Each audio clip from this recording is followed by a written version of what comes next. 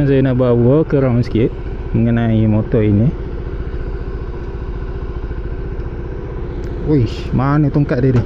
Tak biasa kan. Dia agak tergagau-gagau sikit. Inilah rupa motor je. Cantik. Jujur lah, memang motor ni dia agak cantik juga. SRK 250 ABS. Ni brake ni dia pakai yang Benelli punya. Benelli pula, QJ motor punya. Lupa kan, Benelli lebih kurang dengan QJ. Ni exhaust asal dia. Agak menarik exhaust asal dia. Enjin 1 silinder. Jadi setekang. ABS depan belakang, cun. Seat Spitted punya. Tapi seat dia sedap.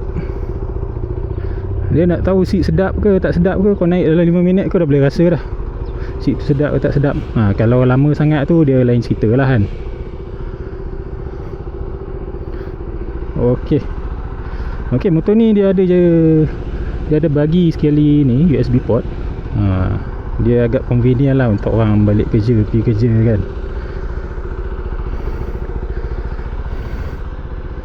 Sangat convenient.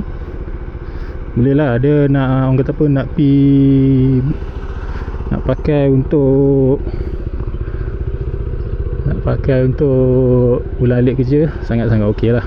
Yang kata apa, yang tak rushing sangat ni kan. Sebab power dia power standard, orang kata apa, standard single cylinder punya power lah. Okey, sekiranya anda berminat dengan motor yang saya naik tadi, atau nak tahu lebih lanjut mengenai model-model yang lain, jangan segan, boleh kontak saja Dharma Motorsport Smart Shop M-Force. Kat sini macam-macam motor ada. Apa boleh tengok, apa boleh kontak dia punya salesperson. InsyaAllah layanan servis dia sangat-sangat terbaik.